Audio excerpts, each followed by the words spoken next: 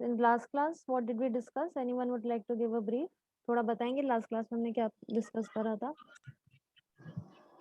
Did all of you set up the environment for Java? Any issues in that? छोटा सा programme जो कल हमने देखा था, एक सैंपल प्रिंट करने का, वो आप लोगों ने ट्राई करा?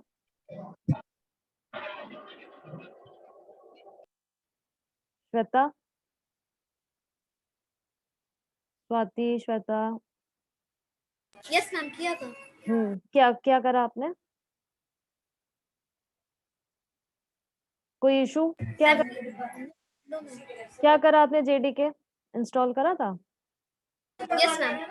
Then did you get what? Did you compile the program? Yes ma'am. क्या उसे जनरेट हुआ? मैम एक डॉट क्लास फाइल जनरेट हुई थी। On compilation, and did you run that file? Yes ma'am. Any कहीं पे कहीं और किसी को कोई issue?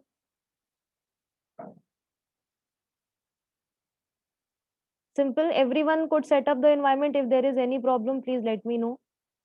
Simply, I told you to install JDK on your system. You can download it from Oracle website and standard edition. उसका आप environment variables में अपना path set कर दें Java home करके, और path में उस Java home का bin तक के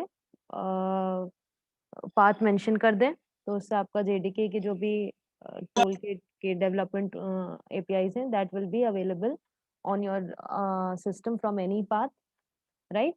And very small program I asked you yesterday, we discussed, where simply आपको एक print करना था, एक आपको एक idea देने का कि कैसे there is a simple how a class is encapsulating the various methods, and we discussed the first method which your runtime environment looks for is your main method, right? Within the main method, what we had done, simply एक हमने console पे console के out पर system के console पे we had to print hello world, right? I hope there were no problems in that. Then we had talked about कि क्या कैसे जावा के प्रोग्राम को कंपाइल होता है, कंपाइल से आपका डॉट क्लास फाइल जनरेट होती है which is nothing but the byte code, and byte code is your एक आपको ऑप्टिमाइज्ड कोड देता है, right? And this dot class file और the byte code is then provided to your JRE, your Java Runtime Environment. In the Java Runtime Environment, you have your JIT. आपके पास दो options हैं to convert it into your native code, which will run on your system hardware. One is your JIT compiler, the other one is the interpreter, right? And this Java Runtime Environment provides you a Java virtual machine, right? इस JVM की वजह से ही आपका code platform independent होता है. This JVM's responsibility to convert a given bytecode into the native machine code, right? So JVM will be depending upon the machine, but this was not the case in your C++, right? We had started with certain comparisons of Java and C++, right? Please mute yourself. Mute yourself. तो सबसे पहले तो यही है कि आपका C++ platform dependent है, Java is platform independent. Why C++ is dependent on platform? Anyone would like to? आपने C++ पढ़ी है तो बताएंगे कोई क्यों हमारी प्लेटफॉर्म डिपेंडेंट इसको कहा जा रहा है?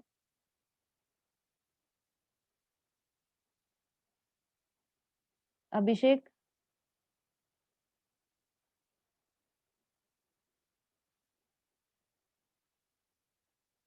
Please attend the classes with proper attendance. Attendance is important. It is being sent to the university. इतने कम बच्चे आएंगे combined class में, there will be problem. Come for the class even if it is in the second half. आज आपकी 1 बजे से I guess थी. Anyone would like to tell why C++ is platform dependent and Java is independent? अभी तो discuss करा है, बताइए. कल भी डिस्कस करा था.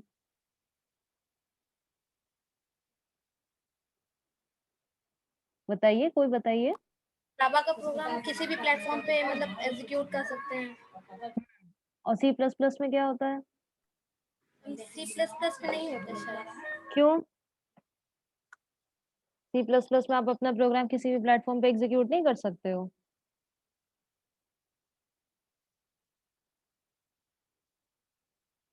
बनाई, right? In C++, you get an executable file, right? But that will run only on the platform on which you have compiled it. But in case of Java, it is not so. एक बार आपके dot class file बन गई, वो आपने किसी भी platform पे बनाई हो, as long as you have a JVM installed on the system, आप किसी भी system पे उसको run कर सकते हो. But in case of C++, what is happening? Your code is directly source code को आप compile करते हो, it is converted into your native machine code, और ये नेटिव मशीन कोड आपके प्लेटफॉर्म जिस पे आपने उसको एग्जीक्यूट कर जिस पे आपने उसको कंपाइल करा है, या जिस पे आपने इस पे डिपेंड करता है। But in case of Java it is not so, right? Then execution efficiency is more in C plus plus. Why? Because यहाँ पे आपके 2 स्टेप्स में नहीं हो रहा है कि कोई बाइट कोड जनरेट हो रहा हो, फिर उसके बाद आपका नेटिव कोड में चेंज कन्वर्ट हो रहा हो by your JVM. But Java, because of its rich set of libraries provided, it is more productive from the perspective of developer. आपको इतने पैकेजेस, इतने डेवलप्ड एपीआईज मिलती हैं जिससे कि आप बहुत सारे काम, बहुत रीयूजेबिलिटी रहती है, बहुत ईजी रहता है आपके लिए कोड कर पाना, right? So it is more the developer productivity. आपको प्लेटफॉर्म्स मिलते हैं, आपको फ्रेमवर्क्स मिलते हैं in Java, right? Like your Spring framework is there, your Hibernate, star, जितने फ्रेमवर्क्स आपको ऑलरेडी डेवलप्ड हैं, जिसपे प्रोग्रामर के लिए या को डेवलपर के लिए कोडिंग करना बहुत आसान रहता है। आपके पास बहुत इसके डेवलप्ड आईडीज हैं, right? Because of which it is more helpful for the developer, right? C plus plus, as you see, आपने पढ़ा होगा, आपको मेमोरी एक्सेस पॉसिबल करता है in the form of your pointers, right? But in Java, it is only possible with the help of objects. तभी आप directly नहीं memory तक पहुंच सकते हो, नहीं use कर सकते हो। तो it is said to be that way more secure also. It is not giving the complete access to the programmer, right? Then C++ has got one advantage. It is supporting multiple inheritance. In Java, advantage तो नहीं कह सकते हैं, but it is supporting multiple inheritance. In Java, it is not so. In Java, it is आप class के through multiple inheritance नहीं कर सकते हो। एक कोई भी child class का सिर्फ एक ही parent हो सकता है। But if you want to have multiple inheritance, then it is provided through interfaces. We'll study about abstract classes, interfaces. Then we'll see how Java is supporting it. Then what else? C++ में आपके pointers का concept रहता है। Here in Java, you don't have the concept of pointers available to the programmer. Internally, it might be using something to access the memory, but for programmer, it is not there, right? In C++, you have both call by reference, call by value. In Java में क्योंकि आपका pointer का concept नहीं है, तो you don't have call by reference, only call by value is supported. Please mute yourself. Okay, then C++ does not have built-in support for threads. आपके पास third party libraries available रहती हैं, हो सकती हैं for thread support, but Java का खुद के packages inbuilt आपके प्रोवाइडेड रहते हैं in your JDK, which will be supporting your multi threaded built in thread support आपको देता है। डॉक्यूमेंटेशन कमेंट C++ में नहीं रहते हैं, जावा में डॉक्यूमेंटेशन कमेंट्स रहते हैं for creating documentation for your Java source code, तो definitely it is beneficial for the developer. Then here we see how it is being said to be platform independent. In Java, first we compile the code, converted into dot class file, which is your bytecode. और ये bytecode independent of what platform you're using, it can run on Windows, Unix, Mac, as long as आपका JVM dependent होता है कि किस platform में आपने उसको सेटअप करा है, and it is the responsibility of JVM to execute the code on the respective machine, right? Your आपके ये डेवलपर के हेडेक से हट गया, it is not his responsibility, so it is back, it is going to make it your code will be compatible on various platforms. आपकी portability increase हो जाती है, एक बार कोड आपने compile करके अपनी class file generate कर ली, so it can be ported on different environments, on different operating systems. But in case of C++, आपका कंपाइल होकर जो exe फाइल आई है, right. This exe file is not platform independent. अगर आपने Windows OS पे इसको compile करा है अपने कोड को, तो ये विंडोज पे ही रन करेगा।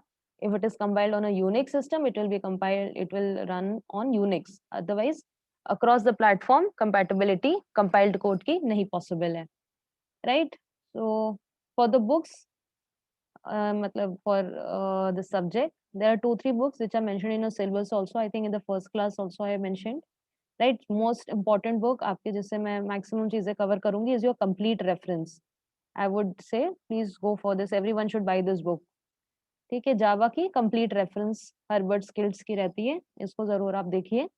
जिनको बिल्कुल भी कोडिंग बैकग्राउंड नहीं है, they can go for Head First Java, right. Head First Java एकदम ऑब्जेक्ट ओरिएंटेड वे में एकदम सिंपल सिंपल एग्जांपल देके ओप्स के कॉन्सेप्ट्स को आपको समझाएगी, right. Those who already have the basic knowledge of Java, they can go for the black book, right. जिनको थोड़ा there are some students who have good concepts in OOPS, they can go for this book. Black book है dream take press की, ठीक है, केती core और advance जावा की। These 3 books are sufficient. Then there are certifications if you want to go for that. Right? Websites आप देख सकते हो, docs.oracle है, ठीक है, वहां से देख सकते हो। This is Oracle site. You can go for journal dev if you're preparing for some interviews and all. Journal dev में आपके पास core Java, advanced Java सबके हैं। बाकी you all know W3 and all these places are there, right? तो ये 3 books हैं। If there is any doubt in the books, you can ask me. Is it all right who all are attending till now what we have discussed? कोई confusion? अभी बहुत basic करा था।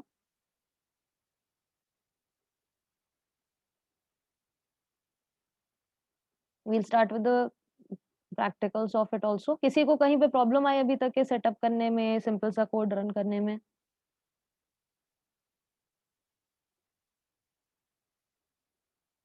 Anyone? Else we should proceed.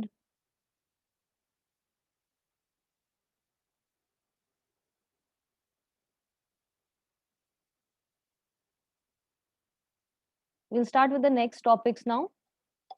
Is it clear till now basics में?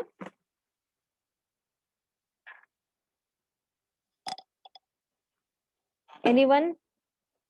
At least tell, we can move ahead then. Yes, ma'am. Yes. तो now what are the आप किसी भी प्रोग्रामिंग लैंग्वेज अगर आपने सीखी होगी तो उसका अगर आप लेक्सिकली समझने की कोशिश करें, कौन कौन से टोकन्स आपके उसके टोकन्स कह लीजिए या जो बेसिक एटॉमिक स्ट्रक्चर किसी भी प्रोग्रामिंग लैंग्वेज का रहता है, what all are there, what, कोई एनीवन, सबने कोई भी देखा होगा क्या क्या रहता है?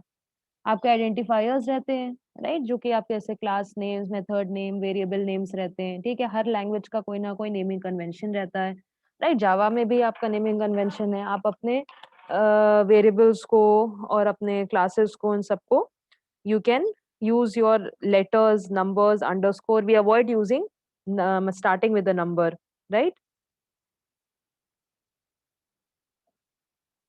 एंड हमारा जो कन्वेंशन रहता है, we use camel case for writing your naming your methods and variables, right. सुना होगा आपने कैमल केस। कैमल केस का मतलब क्या हो गया कि आप अगर आपका कोई भी मेथड है जिसमें आपका फ्रेज टाइप का है, जैसे हमने एक एग्जांपल देखा था कार ऑब्जेक्ट का, देयर वाज लाइक कुछ आपका कोई ऐसा मेथड है जिसमें आपका फ्रेज है like it was there accelerate car.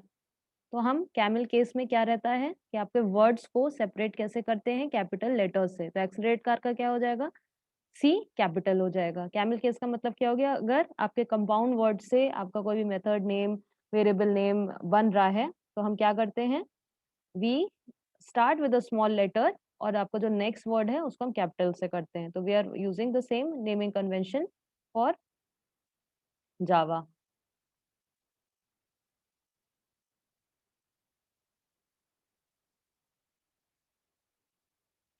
Then आपके जो टोकन्स रहते हैं, कोई भी लैंग्वेज में आपने देखा होगा, आप उसको अलग-अलग एटॉमिक एलिमेंट्स में डिवाइड करते हो, अलग-अलग टोकन्स में अगर आप ब्रेक करते हो, तो जावा में किससे रहता है, with the help of white spaces. इससे आप आइडेंटिफाई करते हो कि if it is a new word coming up, right, if it is a new token. आपका ब्रेक कैसे होते हैं sentences, with the help of white spaces, right. Then identifiers we already told you. Then there are literals, which are your constant values, can be integers, characters, string, right? Comments आपके single line, multiple line, documentation, comments सब आपके supported रहते हैं. Then separators आपके कौन से रहते हैं? We have your parenthesis, we have your braces, you have your brackets. Semicolon से आपका लाइंस आपके स्टेटमेंट्स टर्मिनेट होते हैं. कोई भी स्टेटमेंट को आपको टर्मिनेट करना है तो हम जावा में किससे करते हैं? With the help of a semicolon, right? Then we have comma. Comma में आप क्या कैसे यूज कर सकते हो? अगर आपके वेरिएबल डिक्लेरेशन करना है तो आप उनको आइडेंटिफायर्स को कैसे कॉमा सेपरेटेड डाल सकते हो, राइट? तो ये आपके बेसिक एलिमेंट्स रहते हैं कोई भी लैंग्वेज के लिए. And in case of Java we have separators. आपने देखा होगा if you did that first code, तो आपने देखा होगा पूरा code you can just write in a single sentence as long as you are using the semicolon separator for breaking your statements, for terminating your statements. In this case, unlike some languages, the newer ones in the sense जो अभी आपके currently चल रही है along with Java is your Python, right? वहाँ पे we do not need this terminator. We do not need a terminator to terminate statements. But in Java आपके हर सेंटेंस, आपके हर एक स्टेटमेंट को सेमीकोलन से टर्मिनेट करना पड़ता है. Is it all right? Then आप ब्लॉक्स कोड को कैसे सेपरेट करते हो? With the help of braces, right? इसी से आपके scope of the code, scope of the variable, ये सब किससे डिफाइन होता है? With the help of your braces, right? Then we have your parenthesis. Parenthesis का क्या यूज रहता है? It is used for invocation, method definition, invocation of that. आपको कोई एक्सप्रेशंस में प्रेसिडेंस देना हो, कंट्रोल स्टेटमेंट्स में, लूपिंग में, इन सब में आपके पैरेंथेसिस यूज होते हैं, right? Then comma is there, then dot is there. Dot हमारे लिए कब रहता है? We'll study what are the packages in Java, right? Packages is just like a folder structure within which you put your code. तो उन package के structure को follow करते हुए ही हम किसी क्लास को यूज कर पाते हैं. तो these are separated by your dot, right? Then you have your keywords, right? Keywords which are predefined and cannot be used as identifiers, right? They form the foundation of your Java language. I guess there are 50 or a little more than 50 words, keywords which are available here. ठीक है, हम थोड़े थोड़े keywords देखेंगे. Looping आपको already पता होगा, for, switch and control statements का. Import is one keyword which will be used for importing of the libraries, right? अभी हमने कुछ access specifier public देखा था. When we'll come to your exception handling, then we'll see the throws and throw keyword. This आपने पढ़ा होगा अपना सी oops में, किसी में भी language में आपने पढ़ा होगा, तो you must have seen the concept of this, which it is referring to the current instance of an object, right? Then we'll talk about, हमने static देखा था. We also have a keyword final, right? Then आपके your data types are there. These are all used as your as Java keywords. Means they have a predefined, उनका कोई ना कोई reserved words हैं किसी और किसी purpose के लिए and cannot be used for identifiers. So this is the basic atomic elements in Java language, right? Then we'll talk about data types and variables in Java today.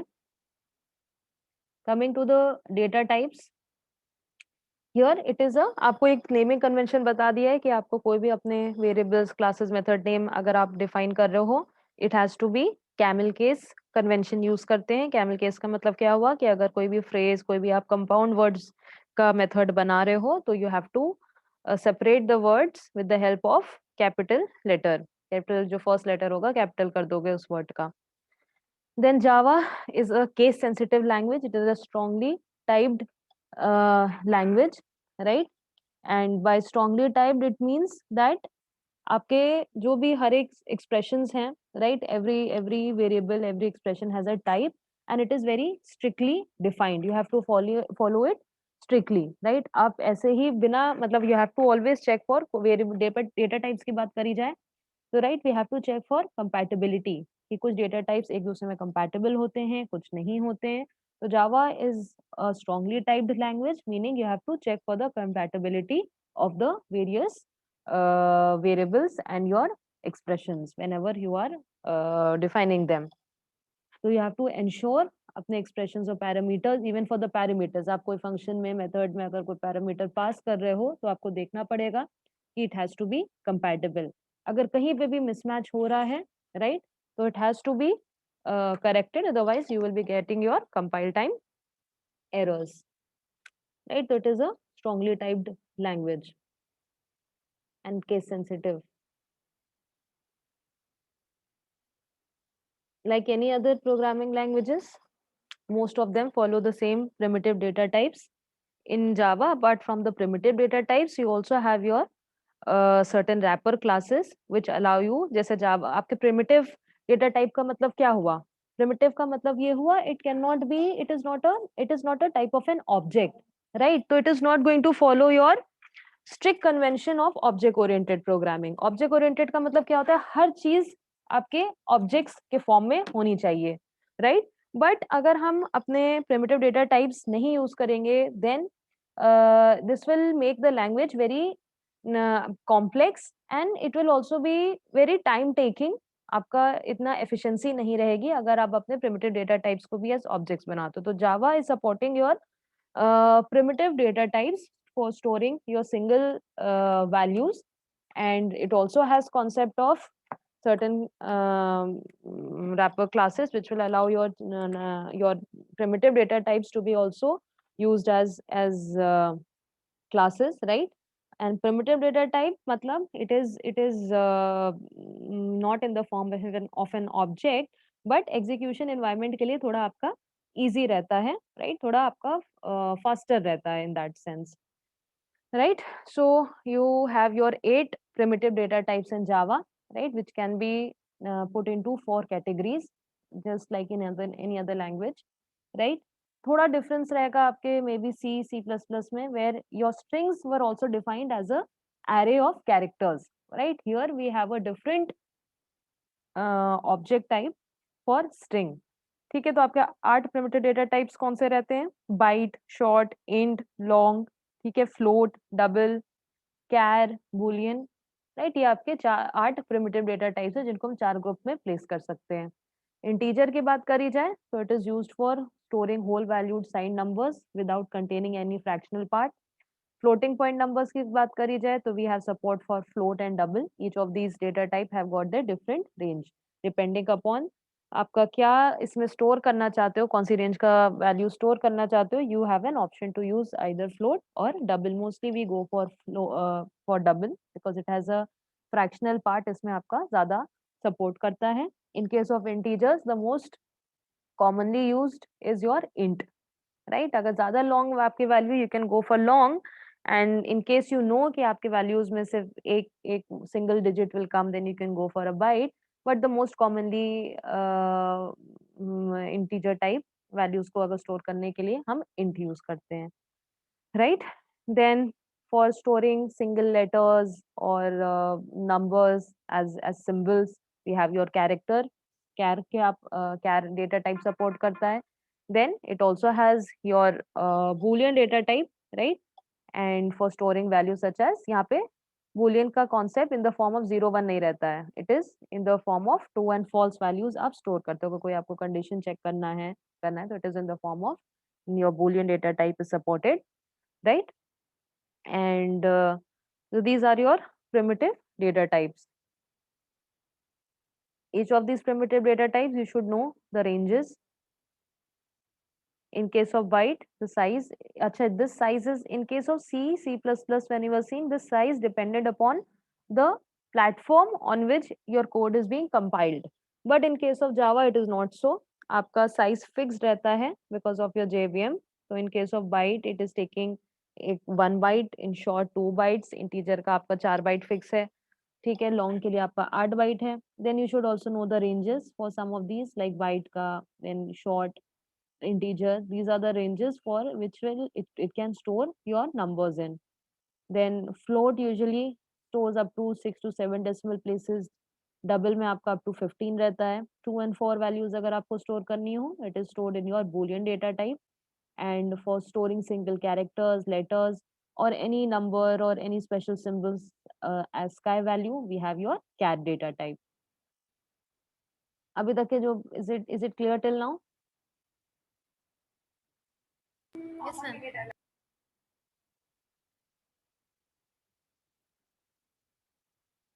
So here are the some examples. Just try all these. Simply print करिए, देखिए values. ये defining byte को करना है तो आप क्या करोगे? Byte, then your identifier or variable, and you can assign a value to it. Byte की range हमारी क्या थी? 127 थी, ठीक है? -128 से +127 तक. If you have or a longer integer value, then you can go for a short. Then you otherwise the most common one is your int. Right तो सिंपली क्या लिखिए byte then your name of the variable short name of the variable int name of the variable ठीक है then one important thing to note here is when you are going for a long तो आपको mention करना पड़ता है end में L you have to write L to tell that it is a long data type similarly for float data type it is used for storing your fractional parts. And for fractional parts, after when writing your number, you have to mention f, small f. The small f is going to represent your number is an float data type. Similarly, for double, you have to mention small d, right? This आपको double data type अगर store करना है, तो यहाँ पे आपका fractional data part और बड़ा हो सकता है, and you have to mention it as d. Right then you have आपके पास ऑप्शन है to store your scientific numbers also जो आप in the form of exponent अगर स्टोर करना चाहते हो तो ये भी पॉसिबल है with the help of your float and double data types like third आपका बेस 10 के बेस में अगर आपको अपने साइंटिफिक नंबर स्टोर करना है तो you can store them right then you have your boolean true and false value जैसे यहाँ पे हमने क्या देखा कि मान लिए कोई आपका okay here you can see it is following the camel convention जो मैं आपको बता रही थी इज जावा इजी राइट तो आपने इसका आई स्मॉल लिखा ठीक है जावा इज अनदर वर्ड तो you keep the J S capital right तो कैमल कन्वेंशन ही रहता है अपने वेरिएबल्स और मेथड नेम के लिए आप ये यूज करिएगा तो वैल्यू इसकी क्या हो सकती है ट्रू हो सकती है फॉल हो सकती है और if it is raining today आपका एक वेरिएबल है तो इसकी वैल्यू आपने फॉल्स कर दी है तो आप इसकी वैल्यू जब प्रिंट करोगे it will give in the form of true and false right characters का बताया it can be used for storing a single letter right you simply place it in quotes single quotes right आप उसमें character store कर सकते हो then you can also store ASCII values in characters right it will print the corresponding ASCII value इसका जो भी ASCII value के corresponding जो भी letter होगा जो भी symbol होगा that will be printed right so these are the basic primitive data types which are supported in Java I guess last 7-8 minutes are there all of you just write your name roll number and the course MCA or BCA in your chat increase your attendance इतनी कम attendance में काम नहीं चलेगा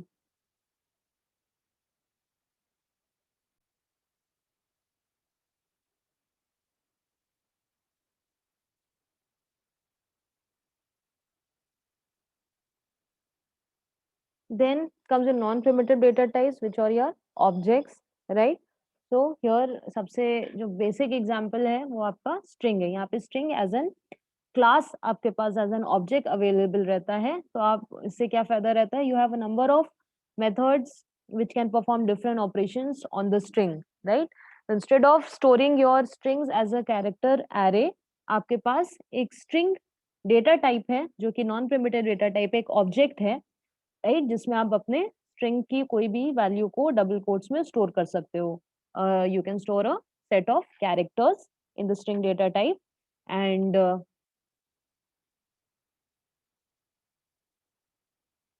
it is reporting a number of methods are available for using it right तो primitive data types का भी यही convention रहता है you start with the lower case letter non primitive data types जो आपके objects रहते हैं जैसे कि आपका strings है arrays हैं classes हैं interface हैं उनको हम upper case से लिखते हैं right mainly your class name your these are used for with your naming convention में upper letter से हम start करते हैं then you have your arrays and classes and interfaces and all these are also coming in the category of non primitive data types then coming to variables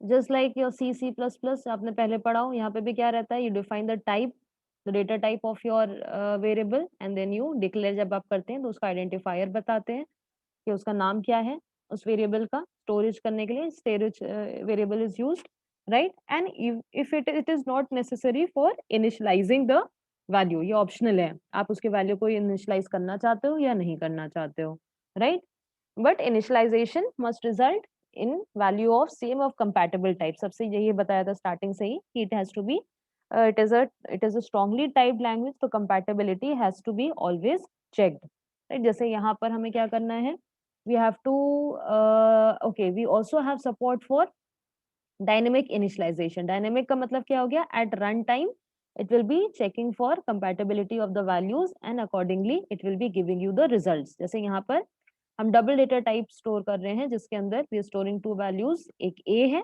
एक आपका identifier ए है दूसरा identifier क्या है बी है उसमें 3 एंड 4 रखा फिर हमने सी डाला सी में क्या करें we are trying to find the hypothesis of this hypotenuse निकालने की हम कोशिश कर रहे हैं राइट उसका फॉर्मूला आपका क्या रहता है underscore A square plus B square यही तो रहता है आपका तो here we are trying to find that value right so what it will do it will find the values at the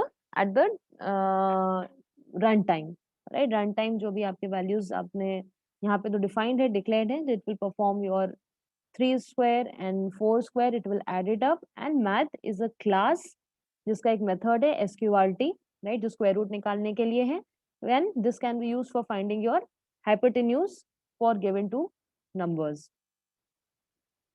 Then coming to variables, most important concept is your scope and lifetime of a variable, right? Scope और lifetime of a variable क्या बताता है? जब भी हम यहाँ आपके scope in Java it is defined by the concept of blocks. Block of code आपका scope of the variable या method जो भी उस within that block आपके defined रहेंगे, right? उससे उसका variable का या method का scope पता चलता है, right? Your lifetime of a variable is dependent upon आपका जो objects कितने time तक available रहेंगे they will be staying in memory it is defined by the scope of the variable and it also sees to it कि आपका scope ये भी बताता है कि आपका जो भी object है it will be what is its visibility to other parts of your program right so normally in other programming languages scope of a variable हमारे पास कैसा रहता था C++ में एक global रहता था एक local रहता था ग्लोबल की मतलब क्या हुआ कि अगर आपने वो क्लास लेवल वेरिएबल डिफाइन करा है या it is not within any method right then it is considered to be a global variable but if it is restricted to within some block of code or some within some method it was considered to be local right but in Java it is not fitting into its object oriented model यहाँ पे हमारे पास scope किससे defined रहता है it is defined by two scopes one is your class level variables the other is your method level variables class level variables को आप एक global variables की तरह समझ सकते हो it will be available to all the methods which are defined within that class right method level variable की बात हुई तो वो एक local variable है जो within that method he available रहेगा right so whenever we are declaring a variable within a scope we are localizing that variable right लोकलाइजिंग का मतलब क्या हुआ वो सिर्फ उसी पार्ट ऑफ द कोड या उसी ब्लॉक ऑफ द कोड में विजिबल रहेगा उससे बाहर उसकी विजिबिलिटी उसकी एक्सेसिबिलिटी पॉसिबल नहीं होगी आप ना उस वेरिएबल को एक्सेस कर सकते हो ना आप उसमें कोई भी चेंजेस कर सकते हो राइट तो scope can be defined with the help of your methods and your classes and it is आपका नेस्टेड स्कोप भी रह सकता है नेस्टेड का मतलब क्या हो गया you can have a block of code within another block of code तो एक आपका outer block रहेगा एक inner block रहेगा right so your inner block variables will not be accessible from the outer block but outer block में जो आपने variables को define करा होगा declare करा होगा they can be accessed from within तो variables का एक आपका block scope है block का मतलब कि किस block of code के within वो defined है and दूसरा आपका concept क्या है we have your variables which can be defined at the class or a method level right block scope यहाँ पे जैसे हम example देखते हैं I guess less than 1 minute is left so we'll continue this in the next class तो कल भी आपकी क्लास रहेगी। वी विल सी अगर फर्स्ट हाफ में फ्री है तो we will keep it in first half otherwise in second. Is it clear? The block scope and life time अभी तक के जो चीज़ें पढ़ी हैं कहीं पे कोई डाउट? ये तो आपने सी प्लस प्लस में भी देखा